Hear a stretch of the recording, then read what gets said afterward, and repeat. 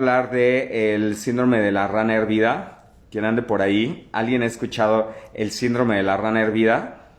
Si no lo has escuchado, este te dice, es como es una parábola sobre cómo una rana, o sea, simulando que pues nosotros también tenemos como cierta parte anfibia y reptil, más bien, ¿cómo es que soportamos el agua caliente? Si, si a nosotros nos, si a nosotros nos meten a una, o sea, imagínate tú que te vas a meter a bañar. El agua está muy caliente, entras a la regadera y ¿qué haces? ¿Cuál es esa reacción? Te sales, saltas, ¿no? La rana la avientas al agua hervida y salta. Lo mismo nosotros cuando entramos a la regadera de agua caliente. Pero ¿qué pasa si esta agua está fría o templándose y cae sobre ti? Eh, eso quiere decir que nos vamos a ir adaptando a ese calor, a ese calorcito. Las temperaturas. Y por acá ya está Jorge. Hola Jorge, bienvenido. ¿Qué tal? Hola, ¿qué hay? ¿Cómo te va? Aquí, bien, bien. Qué bueno. Qué gusto. Mucho calor por allá. Algo. Les platicaba sobre el efecto de la rana hervida. ¿Lo has escuchado? Ajá, claro, sí, seguro. Está impactante. Para quien no conoce a Jorge, preséntate, Jorge, porfa, para que para que sepan quién tenemos en pantalla.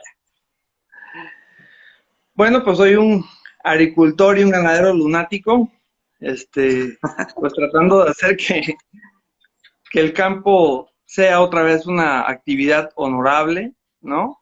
Y productiva y del cual podamos vivir, pues dignamente, ¿no? Y Claro, eso significa no nada más recursos económicos, sino también ambientales. Entonces soy el correcto. director del Trópico, es la empresa, y pues tenemos dos marcas, que es Arroz Orgánico, con la cual comenzamos en el 2003. Somos la primera eh, finca, productores de arroz orgánico durante muchísimo tiempo en el país. Y pues desde 2006 comenzamos también con la cría de búfalos, que es con la marca Sabana. Si se ve Yeah. bien, parece que está. Sí, sí se ve bien. De pronto como que te escuché ahí medio raro, pero tú síguele, ya sabemos que esto pasa. Ok, perfecto. Bueno, pues básicamente en eso estamos, ¿no? Y bueno, pues estamos integrando las dos cosas, ¿no? La agricultura y la ganadería no pueden estar separadas. Tenemos que juntar todos los reinos. Una agricultura verdaderamente saludable tiene que trabajar con todos los reinos. Y esto es animal, planta, minerales, hongos, todo, ¿no? Absolutamente todo. De lo contrario es una agricultura que puede ser orgánica, pero pues depende de insumos, ¿no? No es una agricultura como tal, eh, digamos, no es que no sea saludable, pero pues no es natural en el sentido natural estricto de que no depende, la selva no depende de ningún insumo para poder crecer, el bosque tampoco, ¿no?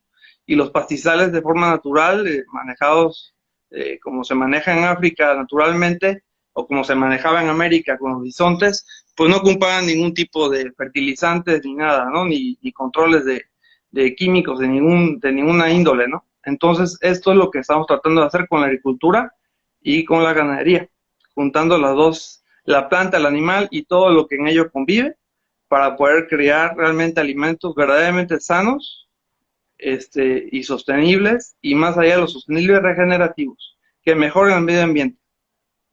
Eso. Oye, y este tema que nos traes el día de hoy, la ganadería y el cambio climático, creo que ahí tú nos decías desmitificar la, el consumo de la carne, ¿no? O sea, y qué hay alrededor de esto que tú sabes que nosotros no. Claro. Sí, mira, estamos en un momento que la verdad ya no podemos estar con el greenwash, ¿no? O sea, ya no podemos estar, la verdad la Tierra está en un momento muy crítico. Nosotros estamos viendo ya que la producción de arroz se nos está bajando a nivel mundial un 30%. Wow. Este, nuestro sistema de agricultura orgánica y todo con el arroz orgánico, pues sí es más resiliente, pero también lo ha sentido. Ya llevamos algunas cosechas con bajas producciones. Y esto es porque fíjate lo que pasa con el calentamiento global. Las temperaturas son muy altas en la noche, a lo contrario que deberían de ser normalmente, ¿no? O sea, sí estamos en un clima extremo de mucha temperatura muy alta, pero sigue caliente en la noche también la temperatura y eso hace que el arroz no se preñe. ¿Qué es preñarse? O sea, que no se poliniza, no se autopolinice. Entonces, al no haber autopolinización, pues obviamente no va a producir grano. Entonces, imagínate, uno de los principales cereales, alimentos del mundo, ya está corriendo riesgo, ¿no? O sea, es preocupante, ¿no? O sea, es una cosa que yo cuando oí esto hace muchos años, que era que el arroz iba a ser uno de los cultivos más afectados por el calentamiento global, yo decía, ¿cómo va a ser? La planta de arroz es una planta que le encanta la temperatura alta, o sea, las altas temperaturas, o sea, porque es como una celda fotovoltaica que está recibiendo mucho sol y entre más sol tenga, pues es mejor, ¿no? Pues sí, eso es verdad, pero en el día, pero en la noche requiere sus temperaturas más agradables, ¿no? Como todo ser. Y pues, oh realidad, aquí estamos con problemas ya serios, con uno de los principales granos del mundo. O sea, es crítico y bueno, ya se está hablando de inventar un arroz que sea resistente al calentamiento, etcétera, o sustituirlo con otro grano y al final, pues si esto sigue, vamos a llegar a ese punto otra vez, o sea, de que, ok, este grano no le afecta ahorita, pero mañana, dentro de unos años, le va a afectar. Entonces, ¿a qué vamos? O sea, entonces ya no podemos seguir con este greenwash de que la ganadería es mala, ok, sí es mala, pero en el cómo producir esa ganadería es lo que es malo, o sea, tenemos que separar las dos cosas, o sea, cómo se está haciendo esa ganadería, esa producción de animales, la que sea, o sea, desde, ¿qué te puedo decir? Cualquier tipo de herbívoro, borregos, cabras, ñus, o sea, lo que quieras, o sea, tiene que trabajarse de una forma ordenada, bien gestionada, y ya hay muchísimas técnicas bien probadas, que solamente es un rescate de lo que se hizo hace muchísimos años, ¿no? Entonces, pues tenemos ya que romper eso, ¿no? Estamos hablando de que, fíjate nada más, estamos con niveles, durante miles de años hubieron 180 partes por millón de CO2. Okay. Para 1960 ya habían 300 partes por millón, ¿no? De CO2. Para el 2000, 400 partes. Ahorita en el 2021 ya estamos en 417 partes por millón. O sea, ¿a dónde vamos a llegar? Hay una organización que se llama 350 ORG y dice que con 350 más o menos la llevamos tranquilo, ¿no? Pues ya lo superamos, ya la pasamos. Entonces, ya no podemos seguir con esto porque resulta ser, Alex, y todos los que nos están escuchando y que nos van a escuchar, que la máquina más eficiente para fijar carbono son los herbívoros. La vaca, la búfala, la yegua, o sea, todos esos animales tienen una función biológica. El problema está que el día de hoy no se le deja hacer su función biológica. Y sí, es altamente contaminante, no a los niveles estos que hablan de que somos más contaminantes que el transporte, que la industria, que la luz. O sea, eso es una farsa totalmente. Pero sí es contaminante. Imagínate que el día de hoy los animales están confinados. Primero que nada en un corral de concreto donde el animal no tiene interacción con la tierra. O sea, ya desde ahí se desconectó el sistema. Y luego todos los insumos, o sea, lo que comen esas vacas, viene de fuera. En mejores casos viene de producción agrícola de la misma finca, pero en el 95% de los casos son granos que se compran. Generalmente tiene un promedio de 1000 kilómetros que viene viajando ese grano, o esa pastura, o todos esos alimentos. Entonces, primero que nada, imagínate que traen soya de Argentina. Imagínate qué tan lejos está Argentina. Luego es una soya transgénica. Olvídate que sea transgénica, que es todo un problema, ¿verdad? Pero imagínate que está producida con químicos. O sea, está producida con químicos, es transgénica, y luego viene trayendo con un sistema depredatorio total, ¿no? Total, la producción de soya ahí en el Amazonas y en Argentina y toda esa zona ahí horrible, y luego viene miles de kilómetros viajando hasta acá, ¿no? Para alimentar a un animal que no está hecho para comer granos, Correcto.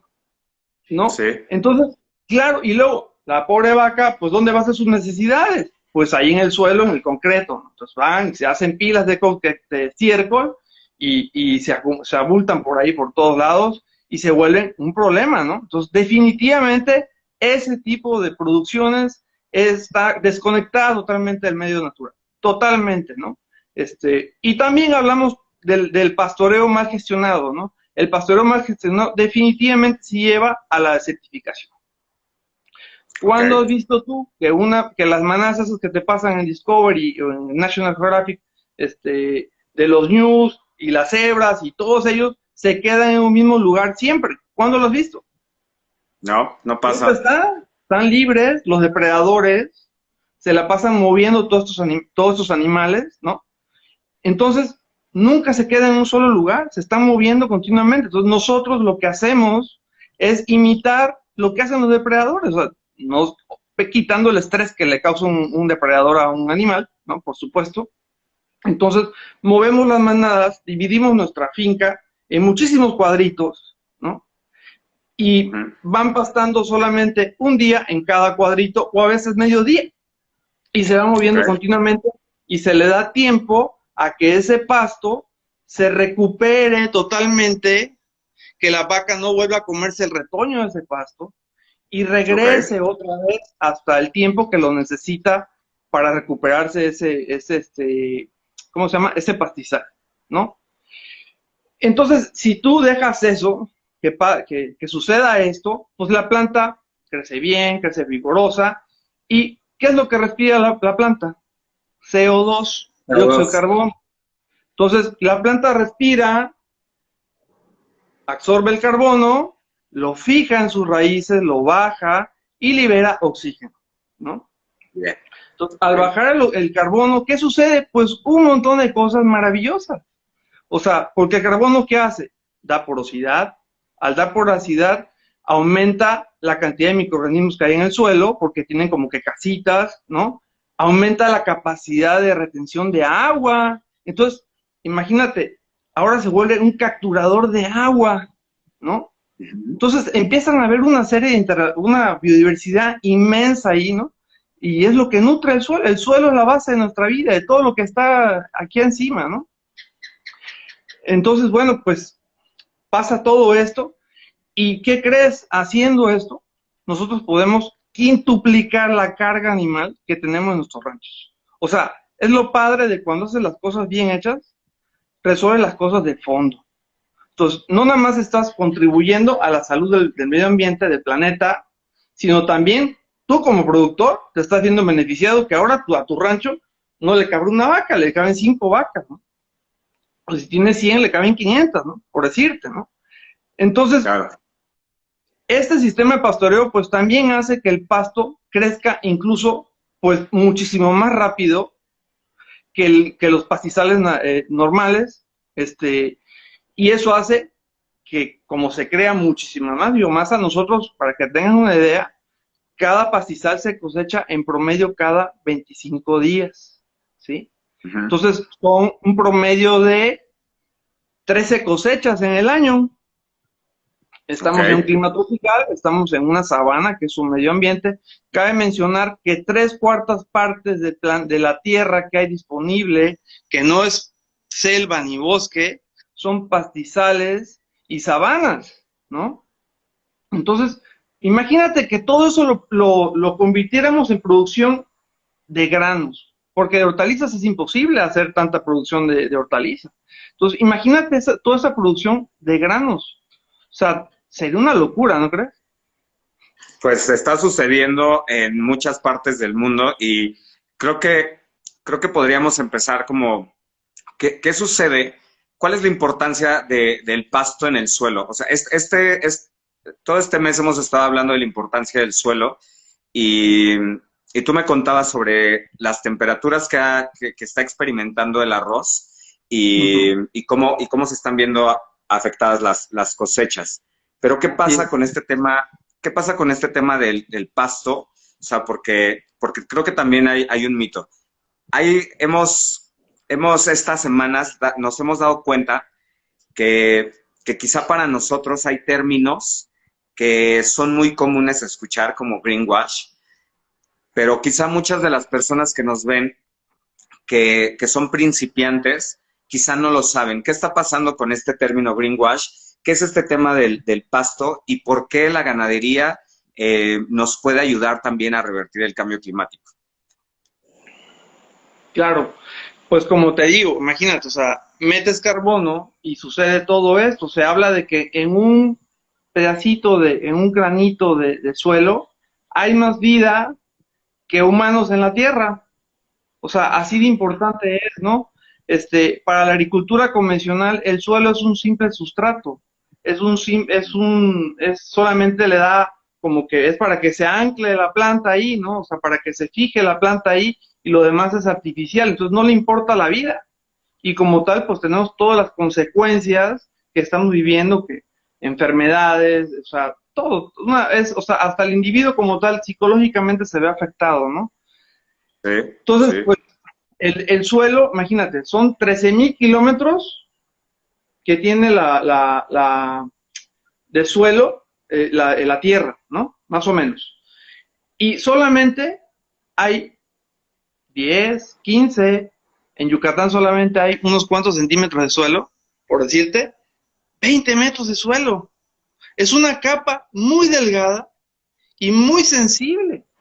O sea, entonces tenemos que cuidarla, porque, o sea, es lo que nos da toda esa biodiversidad, ¿no? O sea, entonces, por supuesto que el suelo es lo más importante de todo. O sea, nosotros, fíjate, la vaca, otra cosa que hace, la vaca y cualquier herbívoro, repito, la vaca tiene una cámara de fermentación en su panza. O sea, ella como tal no come hierba, sino que ella ingiere hierba, pero hay una bola de microorganismos que están adentro de ella, que son los que se encargan de alimentarse de esa hierba. La desdoblan y todo el rollo, y entonces la vaca lo que realmente come es la producción de esos microorganismos. Ahora, esos microorganismos, ¿qué pasa? La vaca los defeca, es decir, o sea, hace popis, ¿no? Los avienta y esos microorganismos, principalmente el Bacillus subtilus, que es el principal, se va a la tierra y entonces crea, o sea, hace unas interrelaciones ahí, los microorganismos, terrible, porque la planta por sí sola no puede comer rocas, minerales. Entonces, y tampoco es capaz de ir a buscar hasta donde estén esos minerales, ¿no? Entonces, ¿qué hacen los microorganismos? Se encargan de tomar, de secuestrar esos minerales, esos nutrientes, los desdoblan también, se los acercan a la planta, donde la planta está generalmente asociada con un hongo, al cual le dan de comer estos microorganismos. Fíjate bien todo esto. Se lo ponen ahí pegadito, el hongo lo toma, o la raíz lo toma, y ya lo transforma. La planta, en recompensa, emite exudados que le devuelve a los microorganismos. Entonces, entre más microorganismos tenga la tierra, más productiva es. Fíjate, se hizo un estudio en X cantidad de espacio de terreno y se dijo, aquí hay mucho nitrógeno, pero le falta fósforo, aquí hay mucho potasio, pero le falta tal cosa. El caso es que, vamos a suponer que fuera una hectárea. En esa hectárea, pues estaban todos, no, o sea, no estaban armónicamente los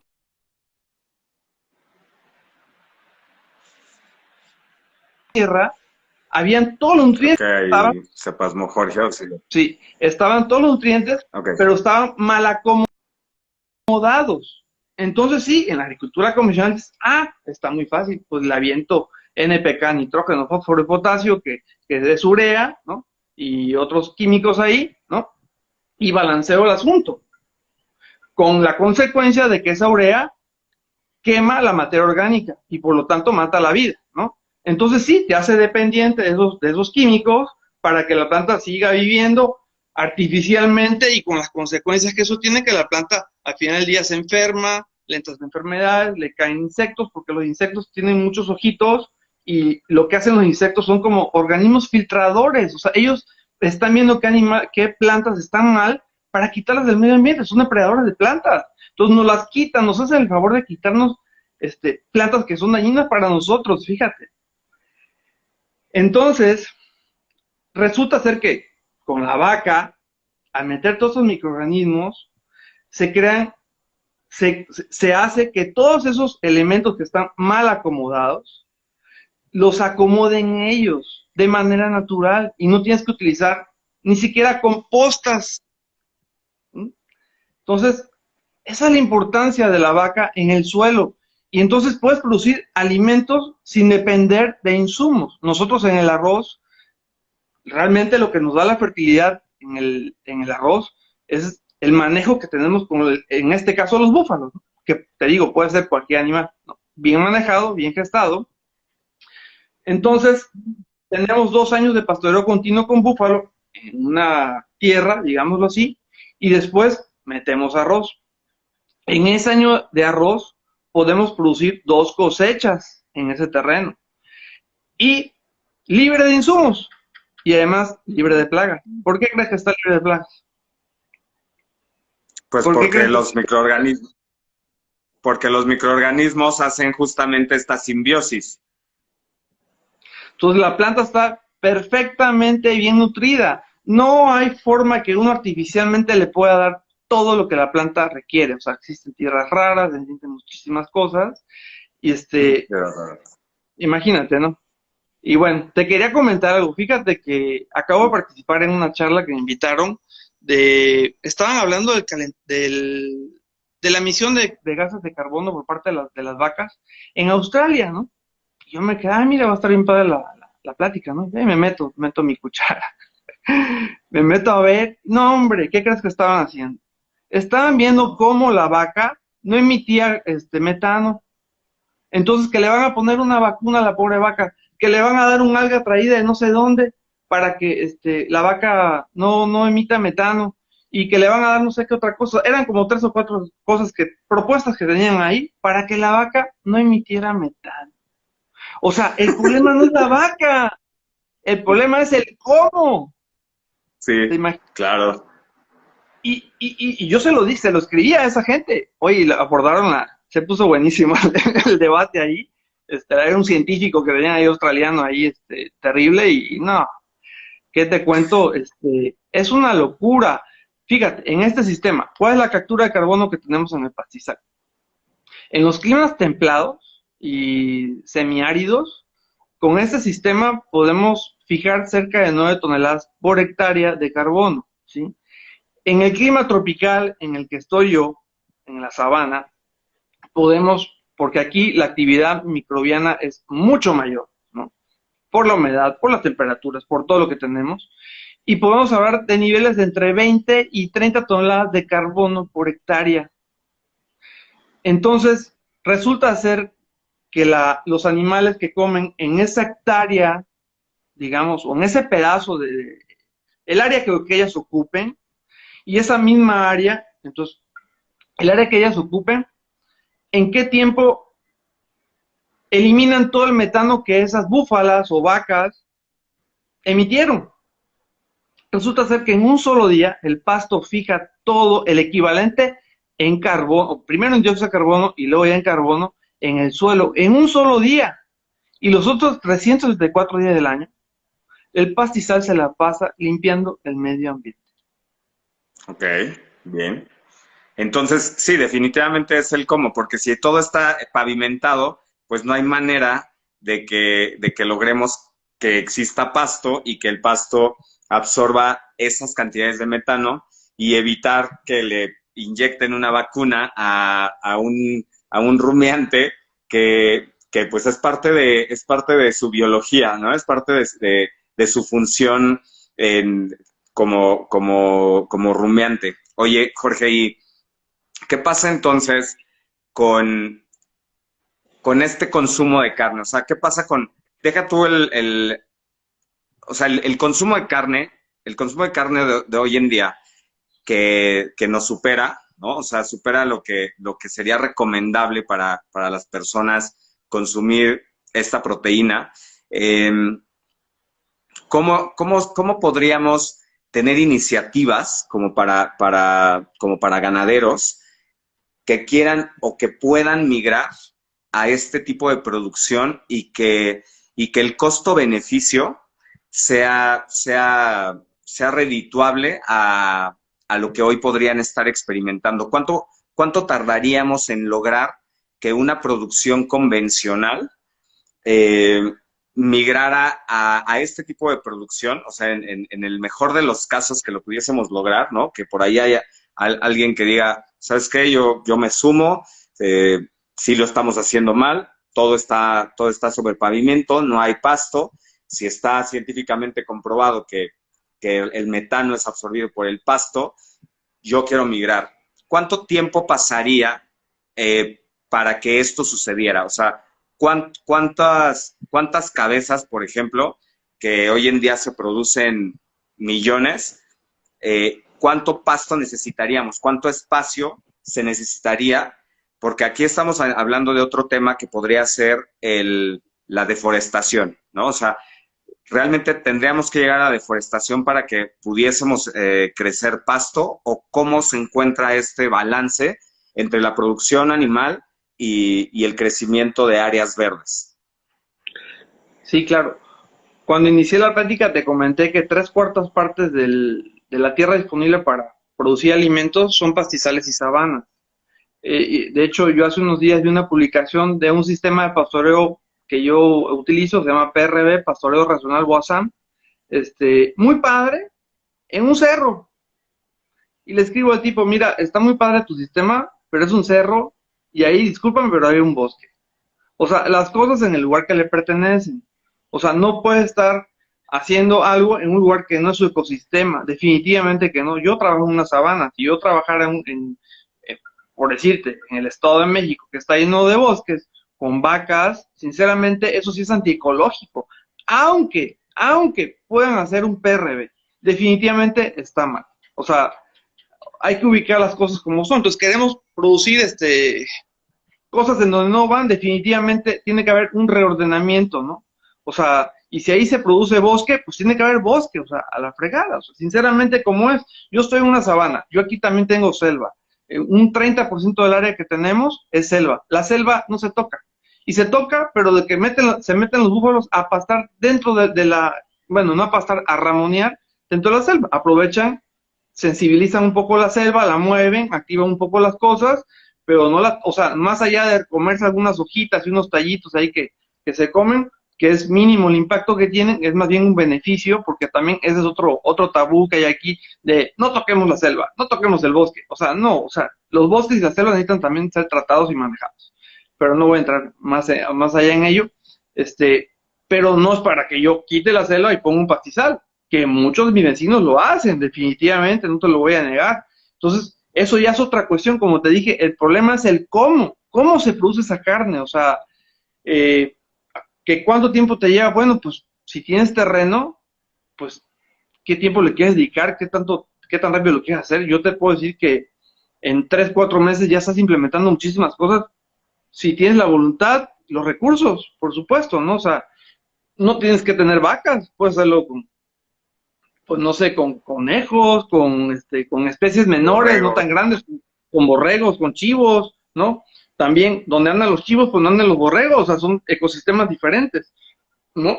En mi caso, yo traje los búfalos aquí a mi zona porque el bovino, el vacuno la pasa muy mal aquí, o sea, tenemos un clima extremo de mucha sequía y grandes cantidades de agua, entonces el búfalo está bien, o sea, casi todo el tiempo, solamente batalla un poquito ahí en la seca, por supuesto, pero pues ya estamos todo arreglado para que sí tenga suficiente pasto, suficiente agua para tomar, etcétera, ¿no? Entonces, de ahí en fuera, 8 meses el búfalo está en su ambiente, entonces la pobre vaca, ¿no? La pobre vaca, si llega la seca, se jode, llega el agua, se jode. Entonces, este, Claro. ahora, ¿cómo cambias todo el sistema mundial? Eso sí, no lo sé, no sé qué tiempo llevaría, obviamente esto es conciencia, yo lo que sí les recomiendo a los consumidores, pues es que cuiden de dónde viene su carne, o sea, si vas a comer carne, yo aquí, o sea, en la finca hemos tenido, pues obviamente muchísimas visitas, practicantes universitarios y todo, y desde el primer día que conocen la finca y que ven cómo está todo, o sea, se les antoja comer carne. literalmente, porque dicen son animales felices, o sea, si viene de aquí, o sea, está perfecto, o sea, ya cuando ven todo lo que el animal come, cómo está viviendo, o sea, es que esto es vida, o sea, esto sí, sí lo puedo, o sea, sí lo puedo tener, sí puede entrar en mí, ¿no? De alguna otra manera. Entonces, pues es lo que, sí, adelante. Jorge, ¿y tú qué mejoras has visto en tu sabana desde que introduciste al búfalo? ¿Cuál es la mejora que tú has visto en cuestión a ecosistema? Nos contabas algo de mover el bosque, pero realmente, ¿cuál es el impacto benéfico que tú sí percibes actualmente? Pues definitivamente una mayor diversidad, o sea, por ejemplo, tenemos zonas que son casi pantanos, ¿no? Igual, lo mismo, el pantano te puede trabajar, ¿no? O sea, no tiene por qué estar ahí estático y pues se va muriendo lentamente el pantano, o sea, o sea, y aparte emite cosas malas, etcétera. Si le metes búfalos, pues imagínate, empiezan a hacer como canalitos adentro y entonces empieza a circular más agua rápidamente, ¿no? Y entonces se activa todo el asunto y deja de ser un pantano y se vuelve un humedal. Entonces ya el humedal ya es algo que está aportando cosas, ¿no? Eso también lo puedes ver con los hipopótamos que tienen esa misma función, los mismos elefantes también tienen esa función, este, etcétera, ¿no? Entonces, pues reactivamos zonas que teníamos problemas porque eran así zonas que no tocábamos, ¿no? O sea, porque pues, ahí está muy feo, ahí está, o sea, es un pantano, etcétera, ¿no? Y pues todo eso va sumando que esos pantanos se reactivan, se convierten en humedales y empiezan a llegar más aves. Y después de las aves, pues llegan otras cosas, ¿no? Y luego empiezan a llegar más peces, etcétera, etcétera. Ahora, ya en la sabana como tal, que ya no es un humedal, que ya es otra cosa, pues estamos viendo más producción de pasto. Al haber más producción de pasto, pues también hay más animales que llegan a comer, porque o sea, ahí no nada más comen los búfalos, comen venados, comen puerco de monte, o sea, infinidad de fauna que tenemos que nosotros tratamos de no tocarla en lo mínimo, y por supuesto, pues empiezan a llegar pues más jaguares, a veces un jaguar, uno que otro nos come un par de bufalitos por ahí chicos, pero pues es la cuota que tienes que pagar, el jaguar tiene una función, hemos entendido que, bueno, en lo personal yo no soy cazador, me gustaba matar patos cuando era yo niño, pero ya se me quitó el hábito, hay muchísimos patos, pijijes, me gustaba la cacería en aquella época, pero de ahí en fuera los animales mayores nunca me ha gustado hacer cacería, entonces no dejamos que toquen los venados, que toquen los Pokémon, entonces ya el jaguar como tal lo que caza, pues son esos animales, o sea, esa es su comida, en el momento que tú te pones a depredar todos esos animales, entonces se viene sobre la fauna doméstica, ¿no? Claro. Oye, fíjate que eso que dices, estaba escuchando como también algo que estaba pasando, me parece que en Francia, y se estaban quejando como de un animal y decían que el animal era el invasivo, ¿no? O sea, nos está invadiendo y tenemos miedo porque asusta a mis perros. Estamos bien desconectados de quienes hemos invadido qué, ¿no? O sea, eh, tomar medidas drásticas de eliminar animales porque nosotros estemos muchísimo más seguros, estamos realmente con actos suicidas, no nos estamos dando cuenta de cómo estamos acabando con nuestro entorno, con el espacio que tenemos para habitar. Y cuando vienen iniciativas como la tuya, cuando vienen este tipo de producción, porque llega un momento en el que desconocemos todo esto de lo que tú nos estás hablando, porque, o sea, de verdad, creo que quienes estamos en la ciudad o en las ciudades estamos, pero desconectados del origen del alimento, de cómo funciona realmente un ecosistema donde están creciendo nuestros alimentos, que pocas veces nos cuestionamos de dónde viene, quién lo produce, y entonces cuando tenemos oportunidad de platicar con personas como tú que tienen este acceso donde puedes decir, pues sí, tengo un jaguar por ahí que se comió 2 búfalos. Aquí me surge una pregunta, porque he visto mucho búfalo últimamente en México. Cómo llega este animal a México y por qué tantas personas empiezan a producirlo? O sea, tan solo de que vieron esta charla, me escribieron 2 marcas que yo no conocía de búfalo y, Ajá. y pues ahí están, ¿no? O sea, yo conocía Sabana, conocía búfalos de México y, y nada más. pero de pronto empieza a haber como más, más esta carne, ¿no? O sea, ¿qué pasa con la adaptabilidad de este animal? O sea, realmente hay un mayor rendimiento, es mejor para la ganadería. ¿Tú por qué lo recomiendas actualmente? Bueno, o sea, aquí es un poquito de historia del búfalo, cómo llegó a México. El búfalo llega a mediados de del 95, de los 90 en México, ¿no? Es una idea de un americano, que él tiene la visión, él los mete en Florida y en Texas, le va muy bien y todo, pero siente que ese todavía no es el ecosistema ideal para el búfalo, y pues visualiza esta zona del sureste, Veracruz, Tabasco, Campeche, donde hay unas sabanas, hay humedales, etcétera. Visualiza eso y pues ya con ayuda de otras personas, otros ganaderos mexicanos traen el búfalo aquí en México y bueno, ya a los pocos años también nosotros le entramos, ¿no? Pues productivamente es un animal que tiene muchas ventajas sobre el vacuno. ¿Y por qué tiene muchas ventajas? Porque es un animal que a pesar de que tiene 5.000 años mínimo de estar domesticado, no tiene 10.000 años o más que tiene el vacuno, ¿no? Entonces eso le hace preservar muchas características naturales que el humano le ha quitado a la vaca, ¿no? Entonces, Okay. eso se ve con el poquito, además, generalmente las personas que dedicamos a los búfalos somos personas diferentes, o sea, así como en orgánicos somos diferentes, en los bufaleros también son ganaderos diferentes, porque somos personas que nos gusta innovar finalmente, ¿no? Entonces son gente muy abierta a ideas nuevas y a innovar y hacer más cosas, ¿no? Entonces, pues, productivamente, ¿qué tenemos? O sea, desde nivel como un ganadero, ¿no? Eh, Sí. 98% de fertilidad bien manejados contra un vacuno que anda en un 75%, un 70%. ¿Qué quiere decir eso? Que te van a poner de 100, te van a parir 98, o te van a, o Okay. en el caso de la vaca te va a parir 70, 75. Ya imagínate, hubo ahí una diferencia de 24, 23 animales, ¿no? Una cosa así. Eso en dinero, pues cuánto es, ¿no? El animal se enferma Claro. menos porque es rústico, ¿no? Este, Gana más peso, o sea, más rápido, es más eficiente con las pasturas que come, o sea, digiere mejor el pasto, porque además hay un órgano que se llama el librillo como que yo siento que es la parte que se encarga de filtrar ya todos los nutrientes que toma del pasto final, o de los microorganismos, del caldo que se come el rumiante, y ese librillo tiene Ujú. más compartimiento de la vaca, entonces lo hacen todavía más eficiente. ¿A qué nivel? La carne de pasto, la carne de res de pasto, de vacuno, si tú la comes, tiene la grasa y la grasa es amarilla, casi verdosa. ¿Sí lo has visto? ¿Te ha tocado Sí, verlo?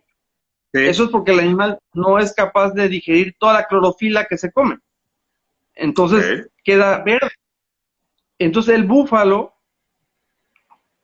sí, o sea, es tan eficiente que la grasa la tiene blanca. O sea, una de las razones por las cuales también ha ganado mucho terreno la carne de establo, digámoslo así, la carne esa casi artificial, es porque a la gente le gusta ver la carne con grasa blanca completamente, no entienden que pues, tiene clorofila, ¿no? O sea, entonces ahí está, ahí hay un punto, ¿no? Aparte que, pues imagínate, un animal que no se mueve todo el día, que está estático, que está así, pues la carne está suavecita, ¿no? Pues sí, está suavecita, o sea, sí, indudablemente nunca le vas a llegar a un animal que hace ejercicio, que todos los días camina, que anda dentro del lodo, que anda escalando o que anda haciendo, o sea, nunca le vas a llegar a un animal confinado. En ese sentido de suavidad y de... Pero en el búfalo tenemos la ventaja de que la grasa es blanca, ¿no? Esa es una ventaja y así le va sumando muchas cuestiones que te ayudan a que tu negocio pues, sea más próspero. Más próspero. Inicialmente entraron aquí cerca de 1.500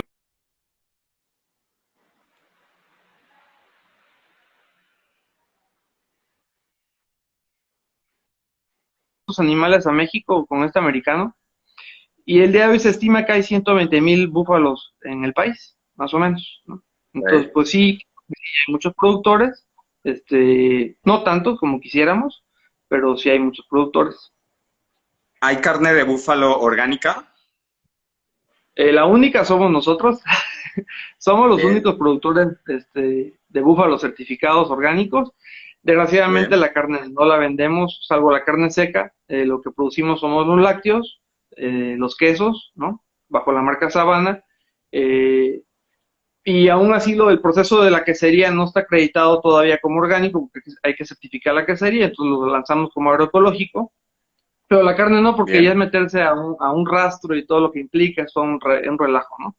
Pero aún así, como todo nuestro manejo es orgánico, y aunque el búfalo se vende como convencional el día de hoy, o sea, no es que sea convencional, pero se vende como convencional en el comercio, nosotros todos tenemos certificado orgánico porque es una filosofía de vida más que un negocio, ¿no? Entonces queremos que todo esté bien, que todo cumpla la normativa que queremos, que nos ajustemos, ¿no? Excelente. Oye, Muchos pues dicen que mira, son, voy a leer por acá. perdón, ajá, ¿Mandé? adelante, adelante. Mira, por acá está, ya ves, te dije, por acá anda Búfalas la nenita, saludos. Ah, Eh, Majo nos son de Venezuela. pregunta, ¿qué opinamos? ¿Mande? Ujú.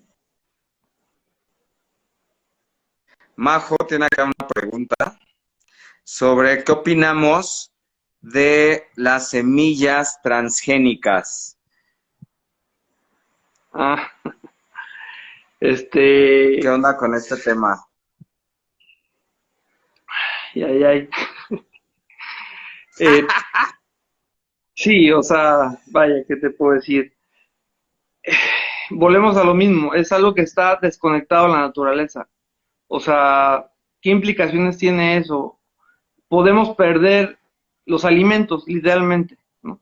Podemos perder, o sea, una semilla que no la semilla, el polen que vuela y inocula una variedad, de maíz, de arroz, de lo que tú quieras, y se contamina con eso, automáticamente se le mete su gen, obviamente, y no sabes qué problemas puede tener, o sea, te voy a hablar un poquito, un transgénico, ¿no? Hay el maíz BT. BT significa que tiene Bacillus thuringiensis.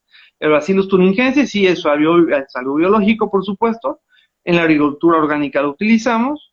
¿Y qué es lo que hace ese Bacillus? Es agarra, es como un hongo y no y agarra un insecto y lo cubre de hongos y lo mata, finalmente, ¿no?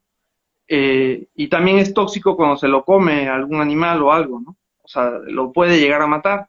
Ahora imagínate que tú estás comiendo algo que tiene ese BT, ¿no? O sea, sí, no te va a matar a la primera, pero lentamente te va a matar como los refrescos embotellados, como las pinturas que te comes en los alimentos, y poco a poco te va causando un cáncer estomacal, o sea, no te das cuenta, pero te va causando unos problemas con el trigo, dicen el día de hoy, también y también son plantas demasiado, como las crean laboratorios que producen herbicidas, pues también las hacen dependientes a herbicidas. Entonces, uno de los problemas más graves del día de hoy del trigo es el uso indiscriminado que hay de glifosato, ¿no?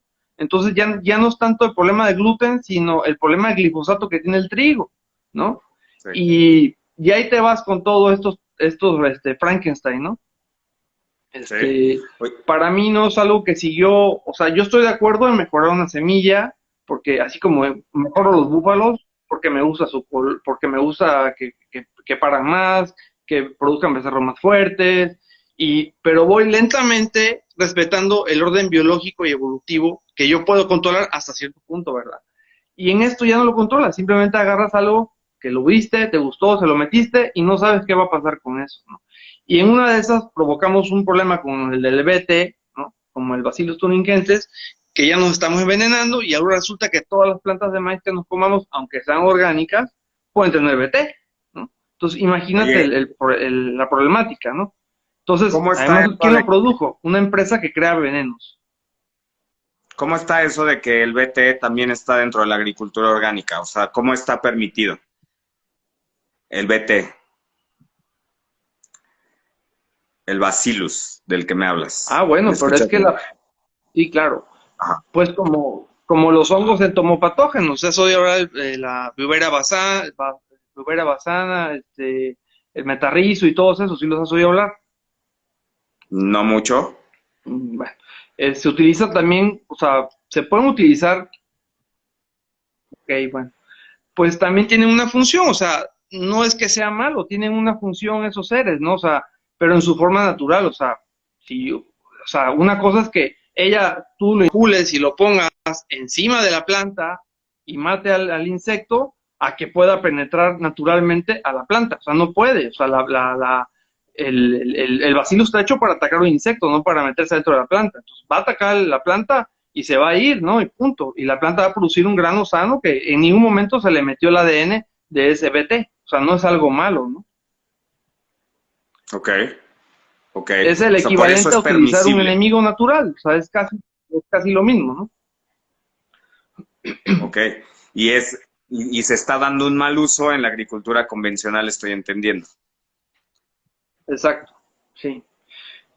Y ahora y lo mismo, volvemos, o sea, con el glifosato, ¿no? O sea, hay plantas que son transgénicas, como la soya principalmente, que si a ella le aplicas el químico ese, pues se muere todo lo demás menos ella. Pues sí, pero pues también, o sea, ¿qué te estás comiendo ahí? Aparte es una planta que le tienen que meter eso siempre de cajón, o sea, no es de que a lo mejor te tocó algo que no le echaron nada, ¿no? No, aquí es de que de cajón le van a meter ese químico, ¿no? Claro, sí, sí, si no, no funciona. Y aparte, bueno, en el arroz, por ejemplo, en el arroz crearon el arroz amarillo, le decían, creo, el golden rice, ¿no? Entonces, fíjate, era un arroz que los asiáticos tienen deficiencia de vitamina A y por eso tienen problemas de visión, ¿no? Oye, o sea, simplemente cómete arroz integral y ahí tienes tu vitamina A y muchos otros nutrientes, ¿no? O sea, ¿por qué vas a crear algo que está mal hecho? O sea, está mal hecho que tú te comas arroz blanco, definitivamente. Digo, yo vendo arroz blanco porque pues no me queda de otra que los consumidores quieren. Es que todo el mundo consuma arroz integral, ¿no? Entonces, el ¿Cuál arroz es la integral tiene... diferencia, Jorge? No te escucho.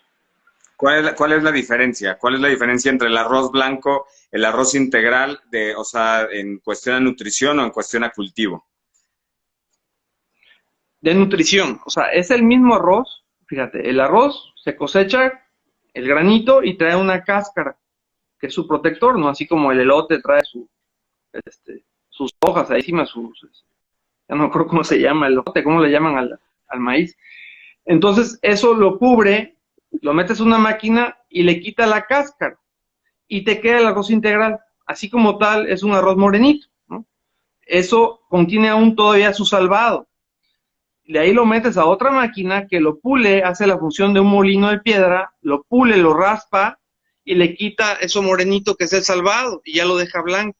Pero ese salvado, pues de ahí se encuentran casi todos los nutrientes del arroz y de cualquier grano, en el caso del trigo lo mismo, ¿no? Le llaman el germen de trigo, es el salvado como tal, en este caso en el arroz, y ahí tiene pues las vitaminas, los minerales, la grasa que es buena, más proteína, o sea, tiene casi todos los nutrientes que es el arroz, ¿no? En cambio ya en grano, pues es el almidón, el carbohidrato como tal, tiene algo de nutrientes, por supuesto, pero ya no la misma cantidad y calidad de nutrientes que tenía de forma integral. Es el mismo grano, solamente que tiene un proceso industrial más, que no es un proceso Ok. químico, es un proceso físico, nada más, ¿no? Pues ya saben, la recomendación es entrarle al arroz integral de Pijije. Y este sábado, Jorge, vamos a tener una mesa de diálogo donde vamos a poder contar contigo y donde vamos a ampliar justamente todo este tema sobre la importancia del suelo, sobre cómo es capaz de revertir el cambio climático. Aquí Jorge nos ha explicado ya algunos ejemplos de cómo ocupa él dentro de su finca a los búfalos para justamente habilitar o rehabilitar al propio ecosistema que podría estar dañándose a causa del calentamiento global. Son temas que no están lejos de nosotros. De verdad, hay que cuestionarnos un poco más qué está pasando con el tema de la agricultura, cómo lo estamos haciendo, porque si no hay suelo fértil, pues no va a haber más comida y entonces ahí vamos a tener pues una crisis, pues alimentaria que ya se experimenta en algunos países, Jorge. Esta plática nace justamente de un documental que yo vi que me causó mucho, pues me movió este tema de cómo se están, justamente como lo estás mencionando, cómo se están haciendo las cosas hoy en día. Yo desconocía este tema sobre la ganadería yo siempre he dicho que el tema, y con todo respeto a quien se considere vegano, yo creo que todo este tema del término vegano es meramente citadino, porque en el ecosistema de las fincas se requiere, ¿no? O sea, bien tú lo dices, ustedes ya no necesitan de las compostas, habrá ranchos que sí lo necesiten, porque falta esta difusión de información y creo que es súper importante que quienes nos ven compartan esta información, inviten a ver la reproducción de este live a quienes sepan que pueden valorar la información que tenemos acá, que es invaluable. Siempre lo he dicho a todos los invitados que tienen esta experiencia tan cerca como tú, que nos puedan contar, deberían de estar todo el tiempo informándonos de qué sucede en estas áreas de cultivo, de cómo lo están pasando y que nosotros, como consumidores, cada vez seamos más responsables sobre esto. Y creo que ahí es donde entra este término de greenwash. ¿Tú crees que el consumo de arroz blanco viene de todo ese greenwash? No, no, el consumo de arroz blanco es diferente. Ahí fue una cuestión de caducidad, ¿no? Al quitarle el salvado del arroz, pues duraba más en anaquel. Entonces, pues sí, fue una cuestión que se fue dando, no sé en qué tiempo, pero fue una necesidad ahí sí, ¿no? O sea, definitivamente sí Ok, lo de fue. anaquel. Sí, de anaquel, ¿no? Sí, ahí sí fue Sí, diferente. porque, dime. No, adelante, adelante, adelante. Estaba justamente ayer, yo me atoré como en la carretera y no me tocó a mí hacer el live con una de nuestras invitadas, pero esto nos sirvió mucho, Jorge, para darnos cuenta que hay muchas personas como Sachel, que es parte de mi equipo, eh, que tienen estas ganas de hacer un cambio, que tienen estas ganas de sumarse a lo que algunos ya llevamos pues un tiempo en el camino y que a veces creemos que todo el mundo sabe lo que nosotros sabemos. Entonces, queremos invitar a todas aquellas generaciones que estén inquietas de cómo hacerlo mejor, de cómo apoyar desde tu casa, desde tus consumos. Para eso estamos haciendo justamente esta serie de lives, para esto va a ser la mesa de diálogo, para justamente que nos ampliemos más el tema, que sepamos que está muy cerca de nosotros ya este calentamiento global que estamos experimentando, este calor al que nos estamos adaptando, pues no es normal, ¿no? O sea, hablábamos del efecto de la rana hervida, pues nos estamos acostumbrando a sentir más calor. Y Así no es. tendría que ser así. Si ya en la noche ya nos sentimos ese friecito, como lo debería de experimentar el arroz, pues algo está pasando y nos tendríamos que cuestionar cómo lo puedo hacer mejor, ¿no? O sea, cómo desde mi casa lo puedo hacer. Vamos a preparar también un taller de agricultura para principiantes. Creo que nos vamos a regresar justamente con más información básica para todos aquellos que si todavía no valoran lo que es la agricultura limpia, lo que es la agricultura sin estos herbicidas que están acabando con la fertilidad en el suelo, que están acabando pues, con la salud, ¿no? Con este término de seguridad alimentaria, de la que cada vez parece que nos estamos alejando más, cómo estas nuevas generaciones y nosotros podemos educar a que suceda diferente, a que lo hagamos distinto. Y yo te agradezco de verdad toda la iniciativa que has tenido para con este live, para con el evento de la mesa de diálogo, porque creo que puede llegar a ser muchísimo más de impacto, sobre todo para aquellos ganaderos que empiezan con estas inquietudes, ¿no? O sea, porque al final, pues, sin duda, la carne es un negocio rentable, ¿no? Pero ¿a qué costa? O sea, ¿hasta qué nivel nos supera el negocio sobre la biodiversidad? Sé que son valores, sé que hay mucho de por medio, ¿no? Cuando ya estamos metidos dentro del negocio, pero tener esta información, Jorge, que tú nos puedes compartir y que muchos ganaderos ojalá pudiesen tener acceso a esta información, porque nosotros estamos trepados en las redes sociales, pero ¿cuántos ganaderos no tienen acceso a esta información, ¿sabes? O sea, creo que hacen falta foros y que más gente como la que nos está viendo comparta este dato. Algo con lo que quiera cerrar el tema, la carne y el cambio climático. Claro que sí, claro que sí. Pues es un gusto para mí participar siempre. Mi intención es expandir la conciencia de alguna otra manera a todos, ¿no? Porque pues tengo hijos, voy a tener nietos en algún momento, tengo familia, y pues yo sé que este mundo cada día está más degradado, ¿no? Tú vas a la Riviera Maya, y cuando yo era niño, ahí en Playa del Carmen, antes de cruzar a Cozumel, ¿no? Simplemente metías el snorkel en la orilla de la playa y venías un mundo de peces. El día de hoy ya no lo ves, ya no está, ¿no? Y yo soy buzo y me voy a bucear y tengo que ir a lugares muy específicos para encontrar eso que alguna vez vi. O sea, ya no existe, ¿no? Ahora, ¿qué te puedo decir del mundo en el que vivo? ¿Cómo lo he visto degradado? Digo, en tu casa aquí en el rancho, pues es Gracias. un Edén todavía gracias al trabajo que hemos hecho, ¿no? De ahí la cultura regenerativa, ¿no? Pero de ahí en fuera sí veo el resto degradado, o sea, es horrible, o sea, es algo caótico. Entonces, para mí, todo lo que sea compartir, enseñar esto, que vean que es posible y que además, yo siempre le digo a todos los estudiantes que vienen al rancho, si tú haces algo bien hecho, te sirve para muchísimas cosas. Si haces algo mal hecho, tienes suerte si alguien te lo compra, ¿no? Y probablemente nadie te lo vaya a comprar, ¿no? Entonces, si haces algo bien hecho, te va a servir para muchas cosas. O sea, yo puedo venderle al orgánico, al no orgánico, y me sirve para 20,000 cosas mi producto y para mi calidad de vida, mi familia y de todo, ¿no? Entonces, bueno, todo esto se resume, la integración de todo esto se resume en manejo holístico. Te voy a leer rapidito qué es manejo holístico. Sí. La naturaleza funciona en enteros. Un sistema no puede ser explicado por las partes que lo componen, considerados aislados y por separados. Holos es igual a la totalidad de enteros. Entonces tenemos que trabajar con el todo, ¿no? Definitivamente.